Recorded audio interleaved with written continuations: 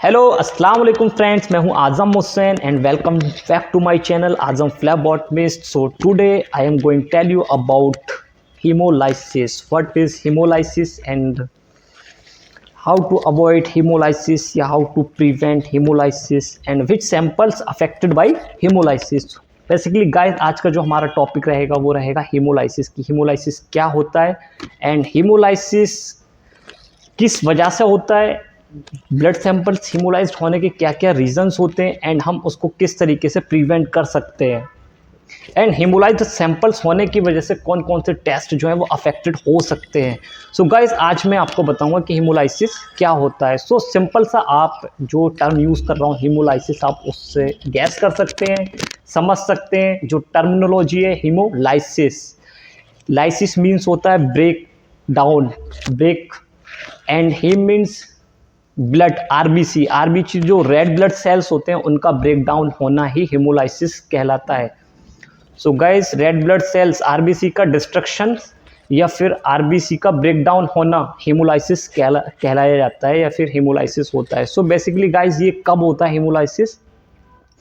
Mostly जब हम blood samples collect करते हैं तो उस टाइम में सैंपल हीमोलाइज्ड होता है। बहुत सारे रीजंस है जिसकी वजह से सैंपल जो है वो हीमोलाइज्ड होता है। तो क्या क्या रीजंस होते हैं? तो गाइज मैं आपको बता रहा हूँ।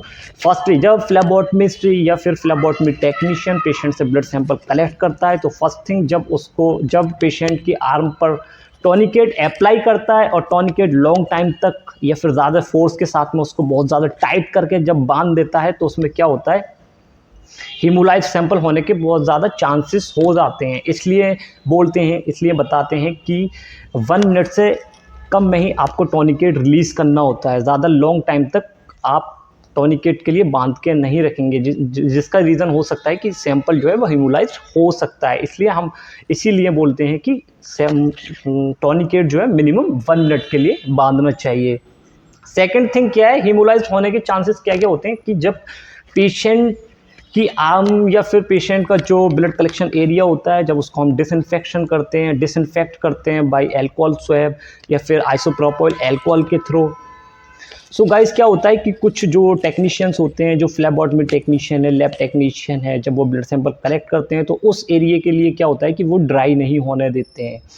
सो अगर वो एरिया, जिस एरिया को हमने क्लीन किया है, अगर वो प्रॉपर तरीके से अगर ड्राई नहीं होगा एंड आप क्या करते, अगर आपने उसमें निडल इंजेक्ट कर दिया तो जो रेड ब्लड सेल्स हैं वो ब्रेक हो सकता है, उनका ब्रेक हो सकते हैं, वो टूट लगते हैं, लाइसिस हो सकते हैं, जिसकी वजह से सैंपल जो है हीमोलाइज्ड हो सकता है।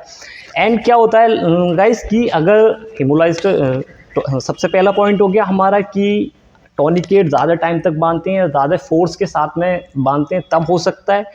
सेकेंड, डिसइंफेक्शन जो हमने यूज़ किया है, माइक्रो ऑर्गेनिज्म या फिर जो भी चीज़ उसको रिमूव करने के लिए स्किन पर आइसोप्रोपाइल अल्कोहल हो गया, बहुत सारे डिसइंफेक्शंस यूज़ किए जाते हैं। तो उसको अगर आप ड्राई नहीं होने देंगे एंड आप पेनिट्रेट कर देंगे निडल के लिए वेंस में तो सैंपल हीमोलाइज्ड हो सकता है।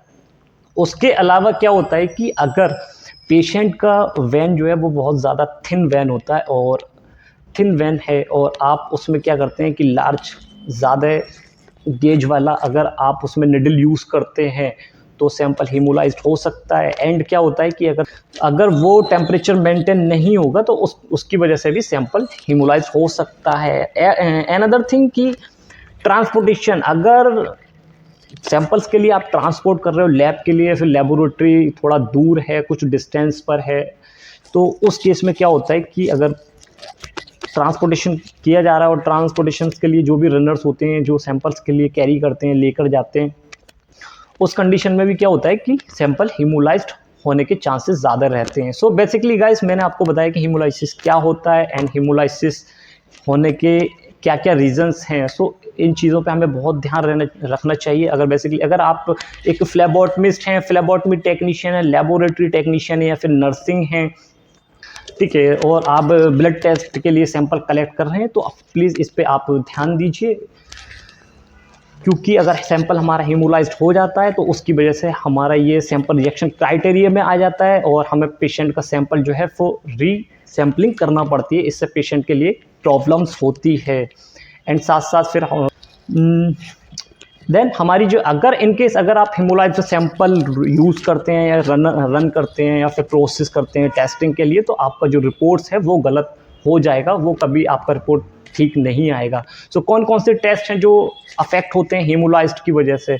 सो बेसिकली सबसे ज़्यादा जो है वो पोटेशियम पर असर पड़ता है, जिसकी वजह से वो उसका जो लेवल है वो इंक्रीज हो जाता है गाइस। एंड उसके बाद में क्या होता है, सीबीसी है, कंप्लीट ब्लड काउंट जिसको बोलते हैं, पीटी है, एपीटीटी है, एंड कुछ एंजाइम्स हैं, एएसटी हो गया। सो ऐसे बहुत सारे टेस्ट हैं जो जिसकी वजह से अगर आपने हेमोलाइज सैंपल है, हेमोलाइज सैंपल की वजह से ये बहुत सारे टेस्ट हैं, ब्लड टेस्ट जो अफेक्टेड होते हैं हेमोलाइज की वजह से। सो बेसिकली आज का जो हमारा टॉपिक था ये हेमोलाइसिस पर था। सो गाइस ये मैंने आपको बताया है। अगर आपको मेरा वीडियो अच्छा लगा हो तो प्लीज़ इसको लाइक कीजिए, चैनल के लिए सब्सक्राइब कीजिए, एंड कमेंट में ज़रूर मुझे नॉलेज है जो भी तो मैं उसको शेयर कर रहा हूँ, तो प्लीज़ कमेंट में ज़रूर बताइए कि आपको मेरा